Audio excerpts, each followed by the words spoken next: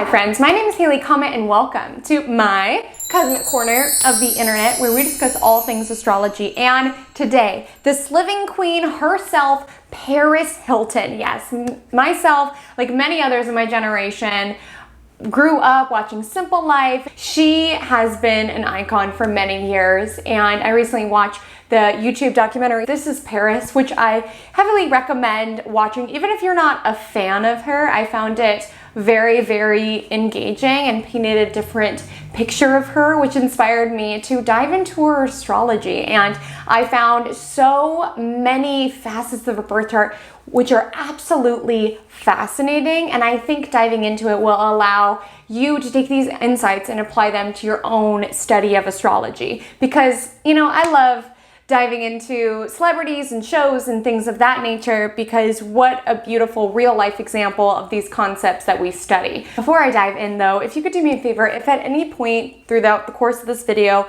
you find any value at all, please live with me and like, comment, subscribe, turn the bell on, anything that you feel drawn to, I would so greatly appreciate it. And without further ado, let's get into the video. Okay, so first things first, important disclaimer, this is all alleged for entertainment purposes only. I do not know if this birth time is verified. It was available via multiple websites, so hopefully it's pretty valid, and I'd say it definitely tracks just looking at the course of her career. I also went back and timed a couple of important transit trackers, and it seems to line up this birth time with these angles. So I'm gonna go forth with the assumption that she was truly born at 2:30 on February 17th, 1981 in New York, New York. This would give her a Sagittarius rising. So Paris Hilton, if you do not know, is a Aquarius sun, a Leo moon, and a Sagittarius rising. And can't you just see it? So she was actually born a couple days before the full moon. So Paris Hilton was born a couple days before the full moon. Now, she's technically considered a waxing gibbous moon baby, but she's so close to the full moon, which is represented because we notice the opposition. Every time you see an opposition, you know that that native was born shortly before or shortly after a full moon. She was before, and waxing gibbous moon babies have this intense pressure on themselves to improve, to get better, to do it bigger. And so close to a full moon, it's like this huge feeling of, well, just on this next precipice, just on this next precipice, just on this next precipice. And it can allow waxing gibbous moon babies to be very, very successful, but also not know when to stop. And there's many significations of moritis in Paris Hilton's chart, or just this tendency of like more. If you want to dive more into moon phase, I do have a whole video on moon phase, which you're welcome to learn more there. But important note for Paris, waxing gibbous moon baby a couple days before the full moon. And the other kind of key part about having sun and moon in opposite signs is that there's this inherent disconnect from one's wants or one's needs. Like there's a feeling that there's parts of you that won't be accepted by certain people or by certain places, so you get better at, you know, wearing a mask or playing to your strengths in different realms of life. And I mean, she admitted within this documentary, she's like, this is a mask, this is a persona.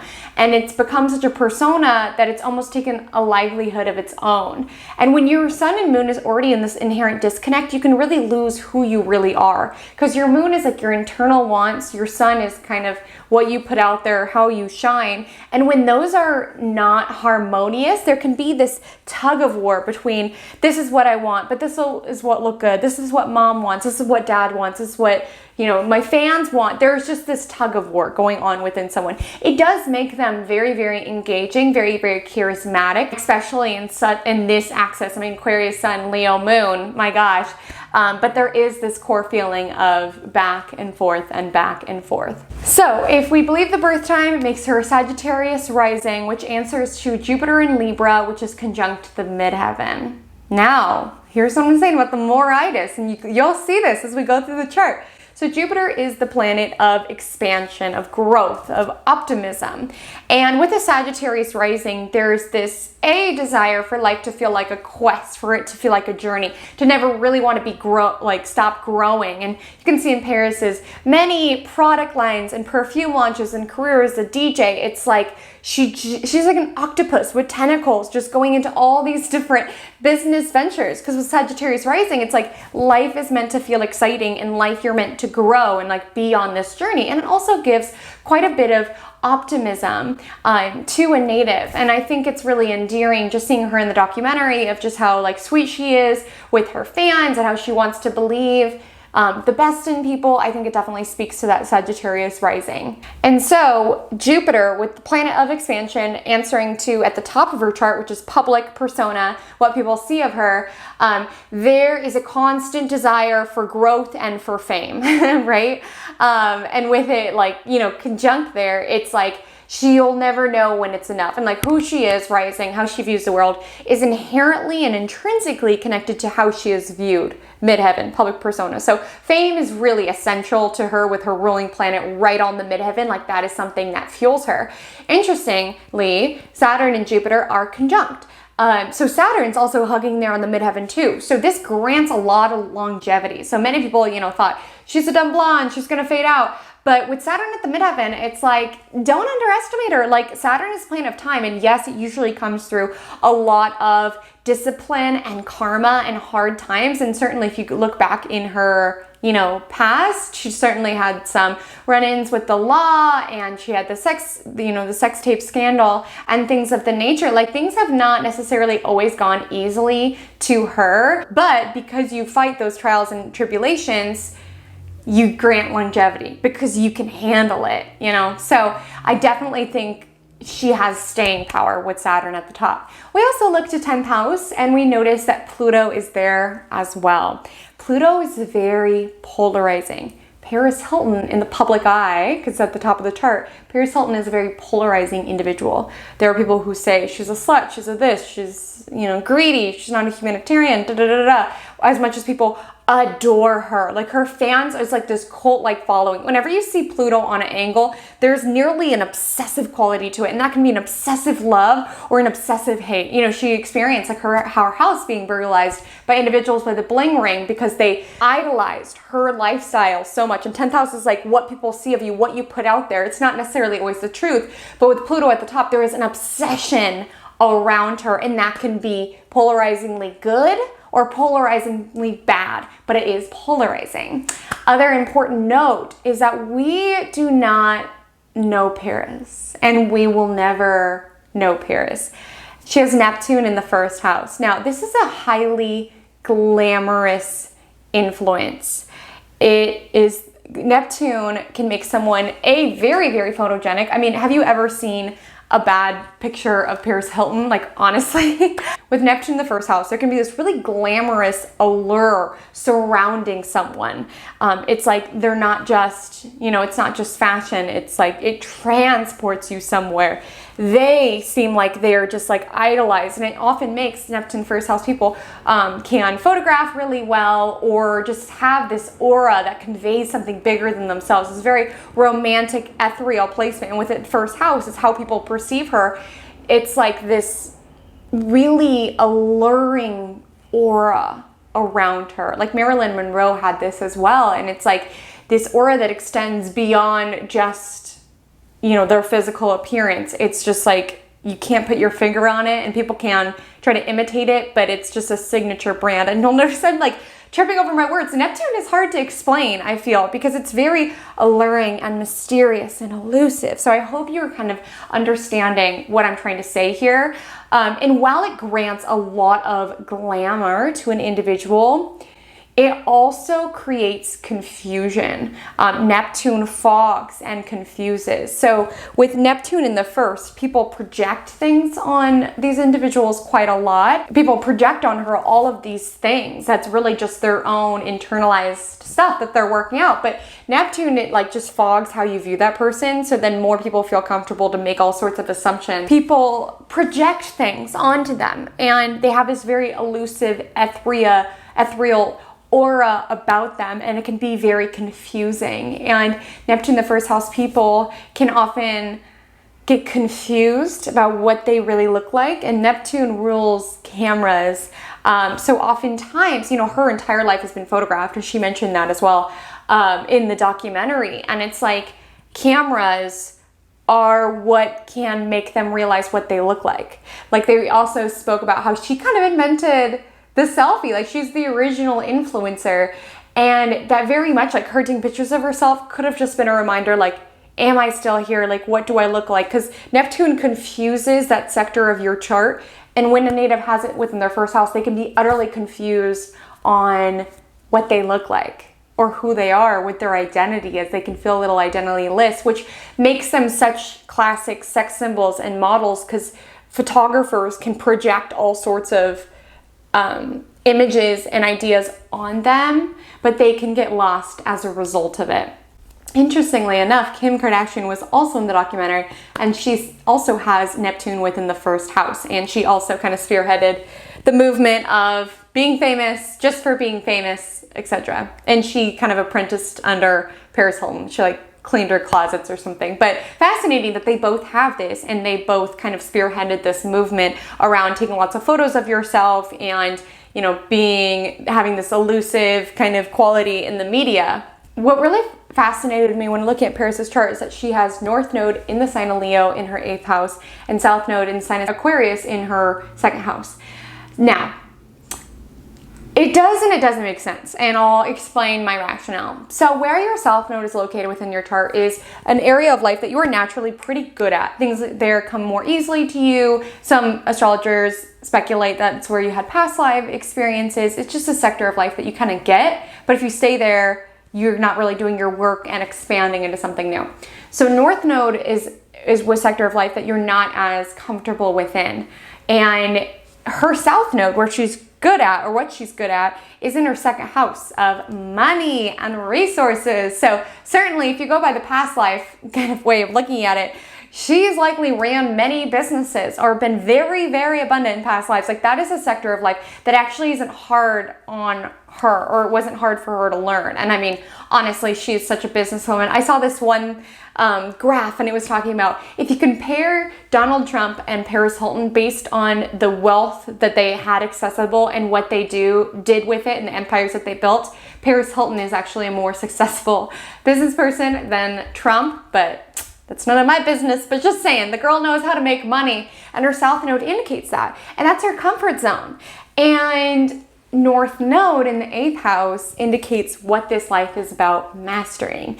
And from the documentary, I feel like she's not quite embracing that North Node 8th house, like being self-sufficient, making her own money. Like that was a repeating thing for her. She's like, I want to make $1 billion, and then I could do what I want, and I don't have to worry, and I'm going to make it for myself. And it's not a bad thing, North Node and South Node. You always want to balance it. I'm not saying she needs to like stop making money, because it's like, girl, get that coin, get it.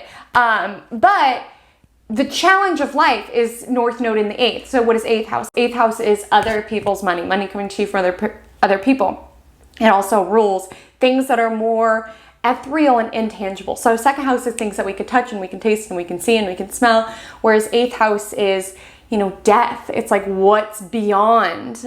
It's other people's money. It's trusting on other people for their support, whether that's moral, emotional, spiritual, financial. It's a house about trust, whereas 2nd house is like, you know, I make my money and I buy this chair because I know this chair is going to be in this room, and that's that. Whereas 8th house is like diving more into things that you can't always count on, which is like other people, which is like intimacy, which is merging assets with other people and learning how to trust. And certainly she could do this within her business partnerships and people that she hires, because she does seem like she has good relationships with them.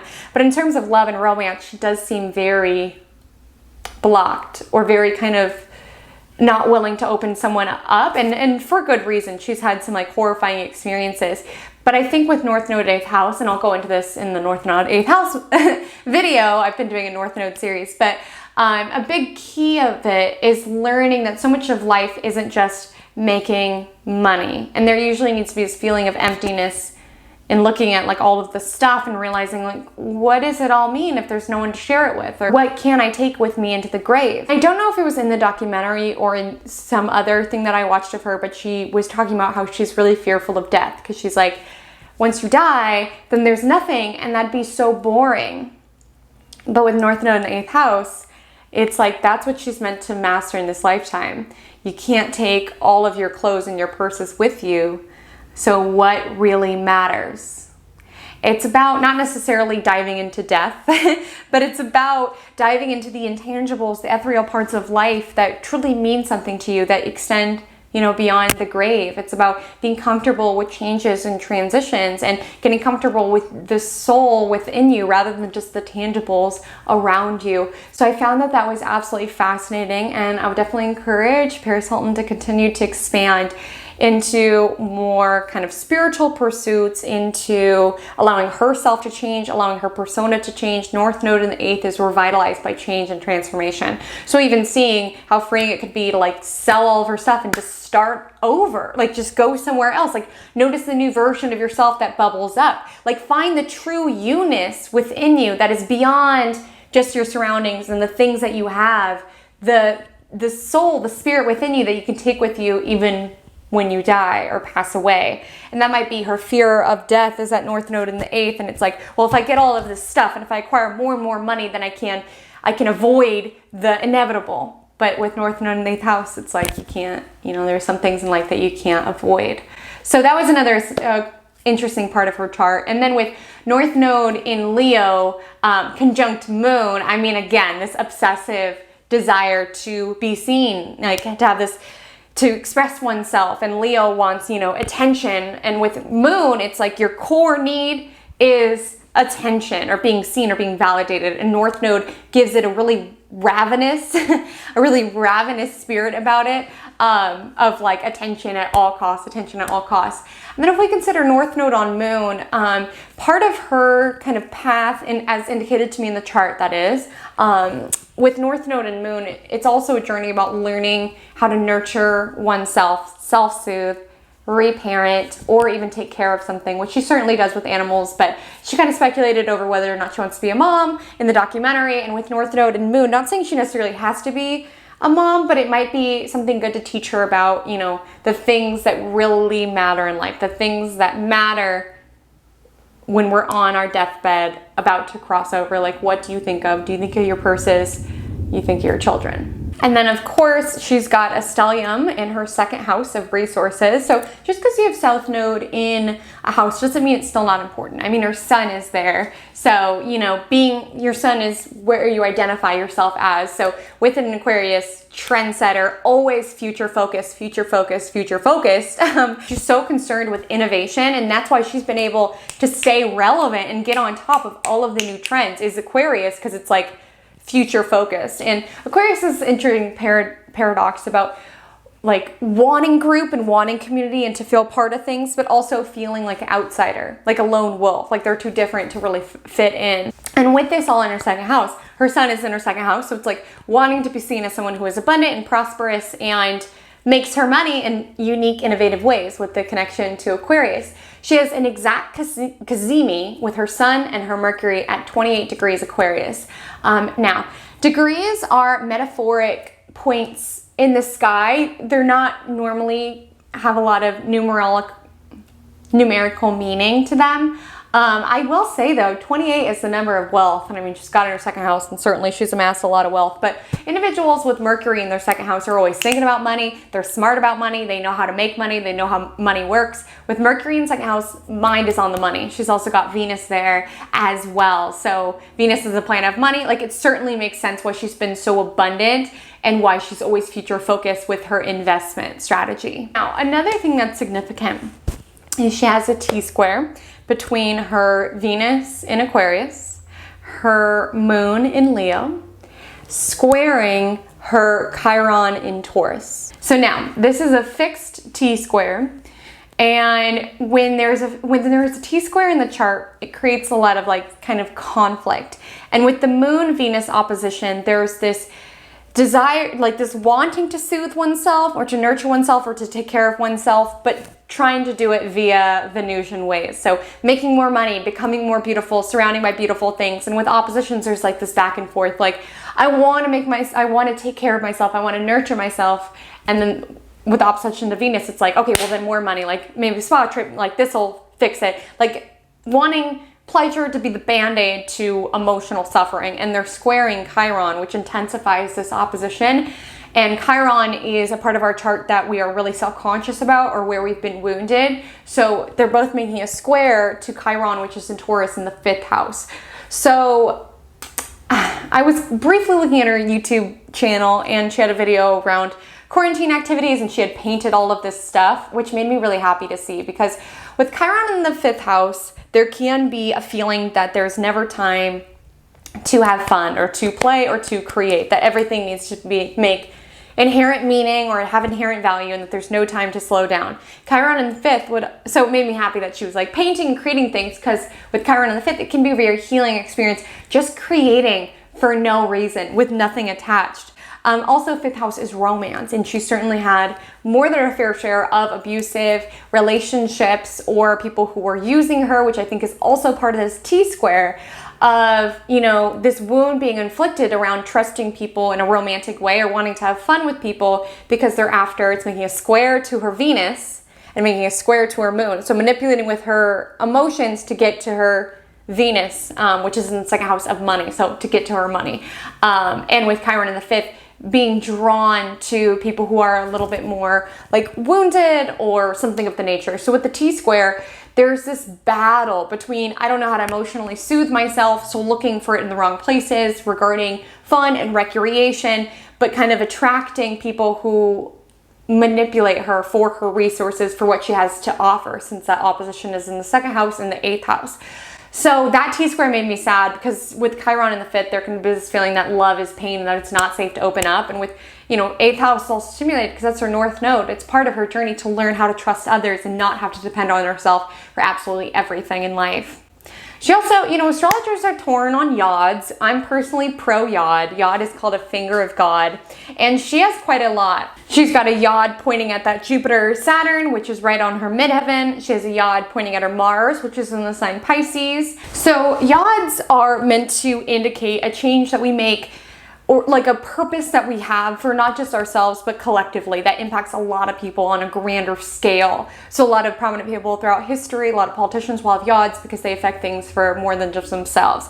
So it's considered that if someone has a yod, there's some work that they do in their lifetime that impacts a lot of people beyond just oneself. Her Mars is in sign Pisces, and it's in the 3rd house. So 3rd house is communication. It's like networking, social media networking, kind of how we share about our day and about our life. It's also like skills, etc. But it made me smile when I looked at it, because Pisces rules screens, glamour, you know, social media. And I think seeing the rise of social media while Neptune is in Pisces is absolutely no coincidence. But with Mars in Pisces in the 3rd house, like, she was truly a pioneer for social media. 3rd house, how we communicate. She, you know, made it more kind of known of how to create a brand or like a dream of oneself. I say this because of the Pisces influence via the way that we communicate. So how every message that we send or each post that we make is a communication of the brand that we wish to portray, the actress we wish to be, which is represented by Pisces.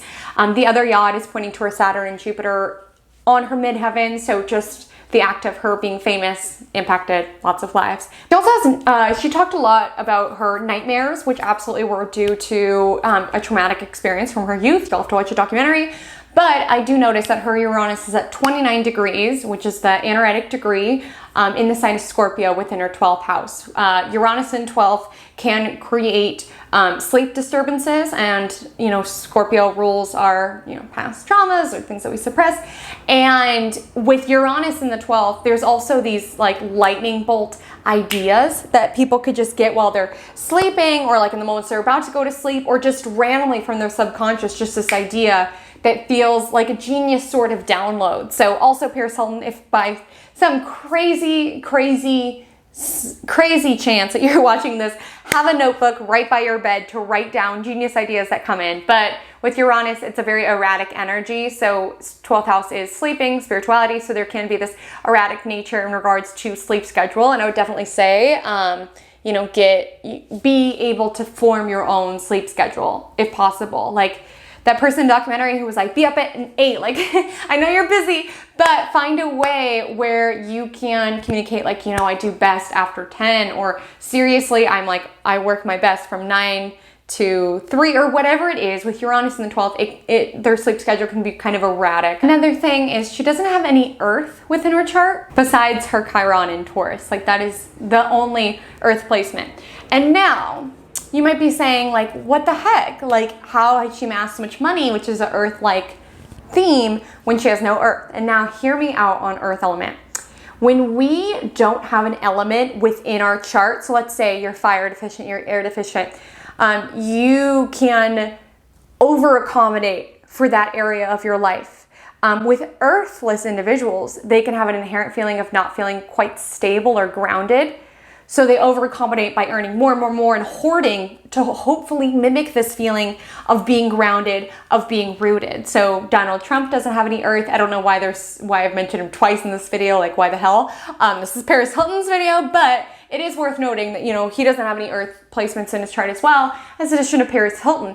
And you notice in her documentary, it's like, when I get 100 million, then I'll be happy. When I get 1 billion, I'll be happy. And that's beyond what you would ever reasonably need in a lifetime. But without Earth, there can be this feeling of, I'm not safe, I need more resources, because Earth corresponds to anything that we can touch and taste and see and smell. So it's like, with a lack of Earth, there can be a feeling of like, well, I need more, well, I need more, and I need more. And there's plenty of parts that indicate that within her birth chart as well. The last note I want to say on Paris Hilton's birth chart, so her descendant ruler is Mercury, because her descendant is Gemini, and Mercury is within the 2nd house, conjunct her sun. So, you know, 7th house is what we look for in other people. With a Gemini descendant, looking for someone who intellectually stimulates you or is a little bit novel. And then with it on conjunct sun, there can be a predisposition to attracting partners who are a little bit more self-absorbed. I mean, it is in the 2nd house, so likely, I mean, the best expression with this would be her marrying into someone that she eventually does business deals with in some way, or is very abundant themselves in some way. There is a relationship between money and relationship, but also ego, since it's answering to Mercury, which is conjunct her sun. So just something important to note about our relationships. Yeah, with that, this Aquarius goddess is truly innovator. I mean, she's got her Mercury, Venus, and Sun in Aquarius in the 2nd house. She innovates how people make money in this day and age. She has innovated, you know, the concept of being an influencer. She's truly a bona fide business person. And I think she's coming to a point, and it was part of her documentary, of like realizing this persona that she created, which to me as an astrologer is a side effect of that elusive Neptune in the 1st house fogging up how it is that you perceive yourself, and that inherent disconnect between Sun and Moon in opposition signs of like having a feeling of already being split in half. So it feels more natural to have a persona that you put out there.